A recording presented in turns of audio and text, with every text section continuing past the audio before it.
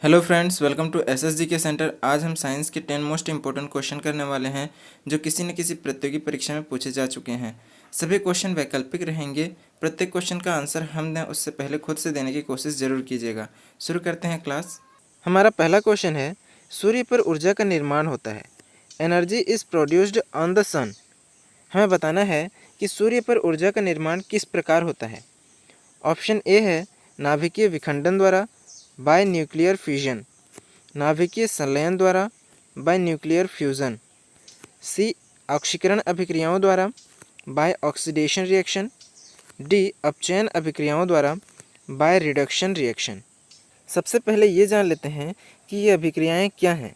नाभिकीय विखंडन वह क्रिया है जिसमें कोई भारी नाभिक दो हल्के नाभिकों में टूट जाता है, और नाभिकीय संलयन वह क्रिया है जिसमें दो हल्के नाभिक संयुक्त होकर एक भारी नाभिक का निर्माण करते हैं।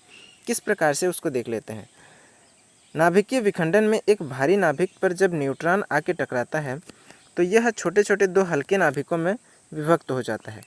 इन दोनों हल्के नाभिकों का संयुक्त द्रव्यमान इस भारी नाभिक के द्रव्यमान से कम होता है।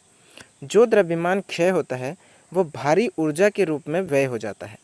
नाभिकीय संलयन में दो हल्के नाभिकों से एक भारी नाभिक का निर्माण होता है, जिसमें दोनों हल्के नाभिकों का संयुक्त द्रव्यमान इस भारी नाभिक के द्रव्यमान से अधिक होता है। इसमें भी जो द्रव्यमान क्षय होता है वो ऊर्जा के रूप में व्यय हो जाता है। ऑक्सीकरण अभिक्रिया, इसको सिर्फ परिभाषा से जान लेते हैं। डील हम जब ऑक्सीकरण अपचयन वाला चैप्टर पढ़ेंगे उसको देखेंगे। इसको तीन तरह से परिभाषित किया जा सकता है। पहला, किसी पदार्थ का ऑक्सीजन या अन्य ऋण विद्युतीय तत्व के साथ जुड़ना ऑक्सीकरण कहलाता है। दूसरा तरीका है किसी पदार्थ में से हाइड्रोजन या किसी धन विद्युतीय तत्व का निकलना ऑक्सीकरण कहलाता है। और तीसरा तरीका है किसी तत्व की संयोजकता में वृद्धि होना ऑक्सीकरण कहलाता है। अपचयन अभिक्रिया को भी तीन तरीके से परिभाषित किया जा सकता है। पहला है किसी पदार्थ में से ऑक्सीजन या अन्य ऋण विद्युतीय तत्व का बाहर निकलना अपचयन कहलाता है। दूसरा, किसी पदार्थ के साथ हाइड्रोजन या अन्य धन विद्युतीय तत्व का जुड़ना अपचयन कहलाता है। और तीसरा, किसी तत्व की संयोजकता में कमी होना अपचयन कहलाता है। हमने चारों ऑप्शन समझ लिया है। अब आंसर बता देते हैं। आंसर बी है नाभिकीय संलयन द्वारा, बाय न्यूक्लियर फ्यूजन। इससे सूर्य में ऊर्जा का निर्माण होता है। क्वेश्चन नंबर 2, ऊंचाई की जगहों पर पानी 100 डिग्री सेल्सियस के नीचे तापमान पर क्यों उबलता है।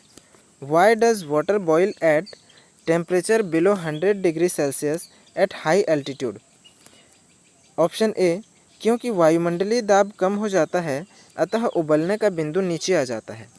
Because the atmospheric pressure decrease so the boiling point comes down. B, क्योंकि गुरुत्वाकर्षण कम हो जाता है। Because gravity is low. C, पर्वतों पर भारी हवाओं के कारण। Due to heavy wind on the mountains.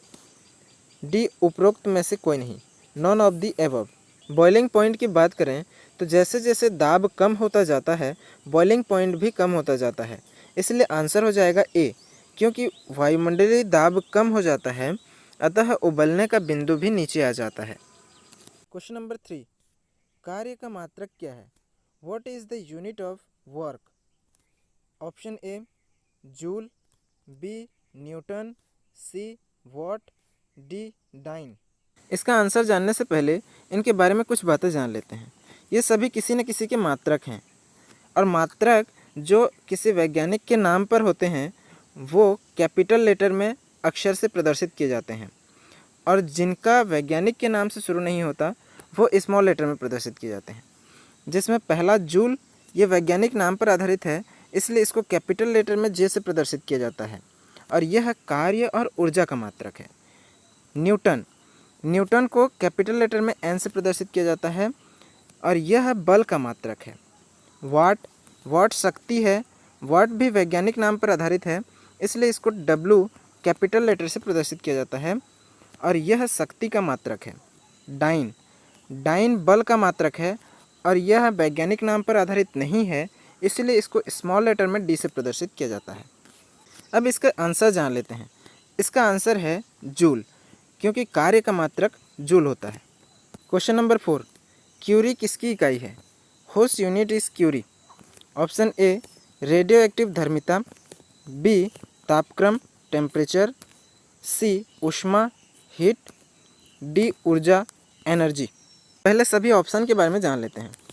ऊर्जा एनर्जी, इसका मात्रक जूल होता है। ऊष्मा हीट, इसका मात्रक कैलोरी है। ऊष्मा ऊर्जा को अगर देखें तो इसका मात्रक जूल होता है। तापक्रम टेम्परेचर, इसका मात्रक केल्विन होता है। रेडियो एक्टिव धर्मिता, हम सभी को पता है रेडियो एक्टिव धर्मिता की खोज मैरी क्यूरी और पेरी क्यूरी नामक दो वैज्ञानिकों ने किया था। तो रेडियो एक्टिव धर्मिता को वैज्ञानिक नाम पर ही इसका यूनिट क्यूरी रखा गया है। तो सही आंसर क्या हो जाएगा? ऑप्शन ए रेडियो एक्टिव धर्मिता का मात्रक क्यूरी।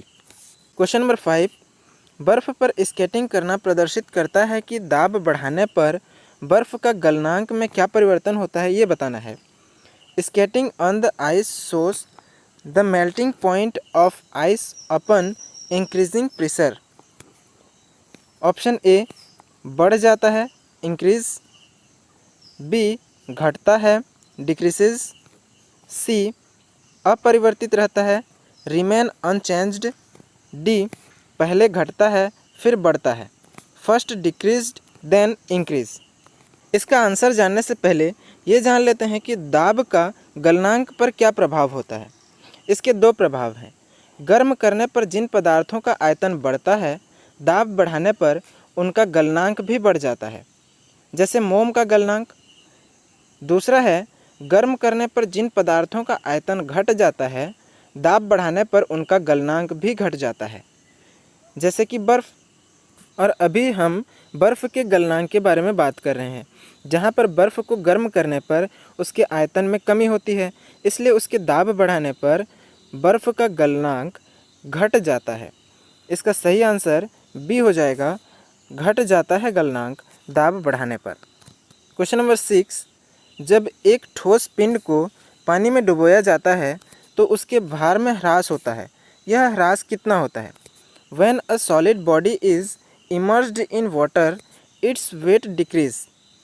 ऑप्शन ए विस्थापित पानी के भार के बराबर equal to displace water load, B विस्थापित पानी के भार से कम less than displaced water load, C विस्थापित पानी के भार से अधिक excess of water displace, D विस्थापित पानी के भार से संबंधित नहीं है not related to the weight of water displaced. इसका राइट आंसर हो जाएगा ए विस्थापित पानी के भार के बराबर equal to displaced water load. जब हम किसी वस्तु को पानी पर गिराते हैं तो वह वस्तु जब पानी पर गिरता है तो अपने सामने के जितने पानी को वह हटा सकता है, उस पानी के भार के बराबर स्वयं पिंड का भार कम हो जाता है। क्वेश्चन नंबर 7 है, यंग प्रत्यास्थता गुणांक का एसआई मात्रक बताइए। What is the SI unit of Young's elasticity coefficient? Option A dyne per centimetre, B newton per metre, C newton per metre square, D metre square per second. इसका right answer है newton per metre square. Option number C इसका right answer है। Question number 8, जाड़े की रातों में अत्यधिक ठंड पड़ने पर पानी की पाइप फट जाती है क्योंकि due to excessive cold in the winter night the water pipe burst because. Option A जमने के बाद पानी का घनत्व कम हो जाता है, बी जमने के बाद पानी कठोर हो जाता है अतः उसकी यह कठोरता पाइप को तोड़ देती है, सी जमने के बाद पानी का आयतन बढ़ जाता है, डी जमने के बाद पानी की पाइप का धातु गल जाता है। इसका राइट आंसर है सी जमने के बाद पानी का आयतन बढ़ जाता है, इसलिए जाड़े की रातों में अत्यधिक ठंड पड़ने पर पानी का पाइप फट जाता है। जमने के बाद पानी का आयतन बढ़ने से पाइप का फटना किस पर आधारित है? 4 डिग्री सेल्सियस से 3 डिग्री सेल्सियस तक बर्फ़ जमने की प्रक्रिया के दौरान जल का घनत्व घटता है और जल के आयतन में वृद्धि होती है, इसलिए जमने के बाद पानी का आयतन बढ़ जाता है और पाइप फट जाता है। क्वेश्चन नंबर 9, प्रत्येक क्रिया के बराबर व विपरीत दिशा में एक प्रतिक्रिया होती है, यह नियम है। Each action has an equal and counter reaction in the opposite direction. Option A Newton के गति विषयक प्रथम नियम, बी न्यूटन के गति विषयक द्वितीय नियम, सी न्यूटन के गति विषयक तृतीय नियम, डी उपरोक्त में से कोई नहीं। Newton's first law of motion, Newton's second law of motion, Newton's third law of motion, non of the above.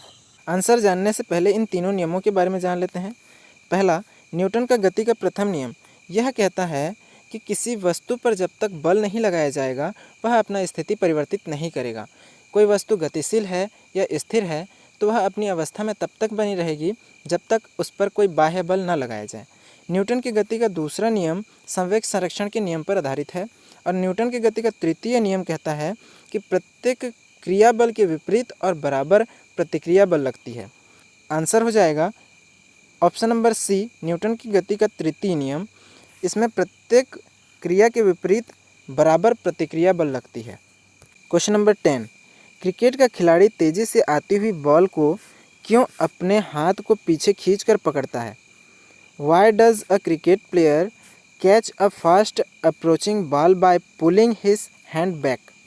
Option A, ball विश्राम की स्थिति में आ सकती है, बी बॉल त्वरित स्थिति में रह सकती है, सी हो सकता है कि उसे कम बल लगाने की आवश्यकता हो, डी हो सकता है उसे अधिक बल लगाने की आवश्यकता हो।